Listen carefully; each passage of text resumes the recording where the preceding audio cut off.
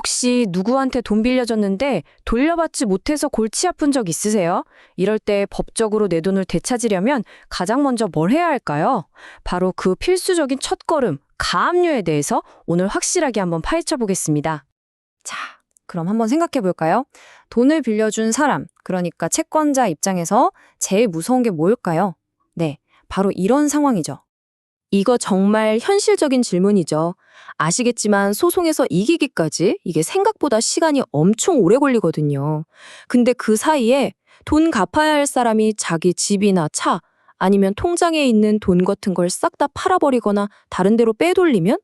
그럼 어떻게 될까요? 그렇죠. 나는 재판에서 이겼는데 막상 돈을 받아내려고 보니까 상대방한테 재산이 하나도 없는 거예요. 진짜 황당하고 허탈한 상황이 벌어지는 거죠. 바로 이런 최악의 시나리오를 막으려고 법이 만들어 놓은 아주 강력한 안전장치가 있습니다. 그게 뭐냐? 바로 채무자의 재산을 말 그대로 꼼짝마 하고 묶어버리는 겁니다. 그게 바로 가압류입니다. 가압류. 쉽게 말해서 재산을 그냥 꽁꽁 얼려버린다고 생각하시면 돼요. 아주 강력한 법적 조치죠. 일단 가압류가 딱 걸리잖아요? 그럼 채무자는 그게 자기 재산이라도 마음대로 팔 수도 없고 누구한테 줘버릴 수도 없고 그걸로 담보 잡아서 대출받는 것도 안 됩니다. 그냥 묶이는 거예요. 그러면 도대체 뭘 얼릴 수 있을까요?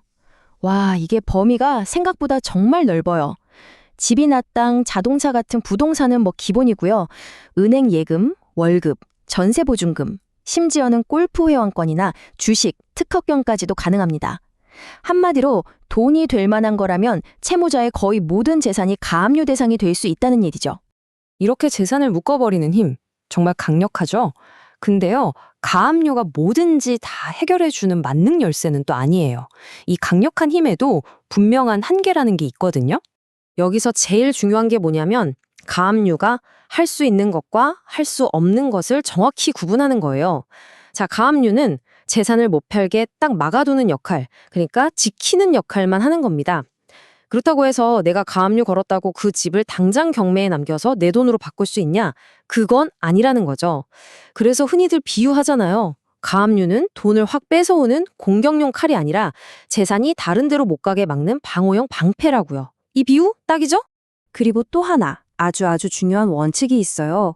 바로 채권자 평등의 원칙이라는 건데요. 이게 무슨 말이냐면 내가 제일 먼저 가압류를 걸었다고 해서 줄 서 있는데 새치기 하는 것처럼 나 먼저 돈 다 가져갈 수 있는 권리가 생기는 게 아니라는 겁니다. 만약에 나 말고도 돈 받을 사람이 여러 명 더 있다? 그러면 나중에 그 재산을 팔았을 때 각자 빌려준 돈의 비율만큼 공평하게 똑같이 나눠 가져야 해요. 먼저 했다고 장땡이 아니란 거죠. 자, 한계가 또 있습니다. 법이 아무리 채권자를 보호한다지만 돈 갚을 사람도 먹고는 살아야 하잖아요. 그래서 법으로 채무자의 최소한의 생계를 보장하기 위해서 이것만큼은 절대 건드리지 마라 라고 정해놓은 재산들이 있어요. 이걸 어려운 말로 압류금지 채권이라고 부릅니다. 대표적인 게 뭐가 있는지 한번 볼까요? 예를 들어 월급이나 퇴직금 같은 거, 이건 딱 절반까지만 묶을 수 있어요. 근데 만약에 한 달 월급이 250만 원보다 적다? 그러면 아예 손도 못 댑니다.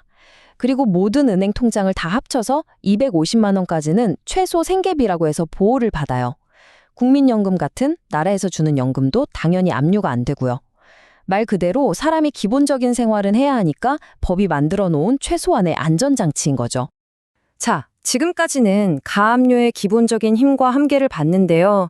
지금부터는 사람들이 잘 모르는, 하지만 어쩌면 이게 제일 중요할 수도 있는 가압류의 숨겨진 초능력에 대해 말씀드릴게요. 그게 뭐냐고요? 바로 시간을 멈추는 능력입니다. 우리가 마시는 우유에 유통기한이 있는 것처럼 법적인 권리에도 유통기한이 있어요. 내가 돈을 돌려받을 권리도 예외는 아닙니다. 법에서 정해놓은 기간 안에 이 권리를 제대로 사용하지 않으면 권리가 그냥 사라져버려요. 이걸 소멸시효라고 하는데요. 시간이 지나면 펑 터져버리는 시한폭탄 같은 거죠. 그런데요, 가압류가 바로 이 똑딱똑딱 흘러가는 소멸시효 시계를 딱 멈춰 세우는 스위치 역할을 합니다.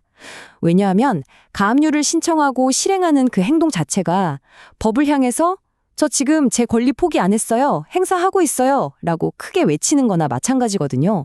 이건 그냥 제 얘기가 아니고요. 우리나라 대법원에서도 명확하게 인정한 내용입니다. 판결을 보면 이런 말이 나와요. 가압류의 효력이 유지되는 동안에는 시효 중단의 효력도 계속된다. 이게 무슨 뜻일까요? 아주 간단해요. 가압류가 한번 제대로 걸리면 그게 풀리지 않는 한 내 권리의 소멸시효 시계는 그냥 영원히 멈춰 있는 거나 똑같다는 겁니다. 내 권리의 유통기한을 사실상 무기한으로 늘려주는 엄청난 효과인 거죠. 자, 그럼 오늘 내용 한번 정리해 볼까요? 가압류에 대해서 이것만은 꼭 기억해 두시면 좋겠습니다. 가압류의 핵심 딱 4가지로 정리해 드릴게요. 첫째, 가압류는 보전수단입니다. 공격용 칼이 아니라 방어용 방패라는 거. 둘째, 이건 임시조치예요. 최종 목적지가 아니라 진짜 목적지로 가기 위한 다리 같은 거죠. 셋째, 아주 중요한 전략입니다. 소멸시효라는 시한폭탄의 시계를 멈춰주니까요. 그리고 마지막으로 우선권은 없습니다. 먼저 했다고 새치기 할 수는 없다는 거 꼭 기억하세요. 결론적으로 가압류는 채물자의 재산을 묶어두고 내 소중한 권리가 시간 속에 사라지는 걸 막아주는 그야말로 분쟁 해결의 첫 단추이자 가장 중요한 한 수라고 할 수 있습니다. 자, 그럼 이제 진짜 중요한 질문이 남았죠. 이렇게 꽁꽁 얼려놓은 자산을 이제 어떻게 녹여서 진짜 내 돈으로 만들 수 있을까요?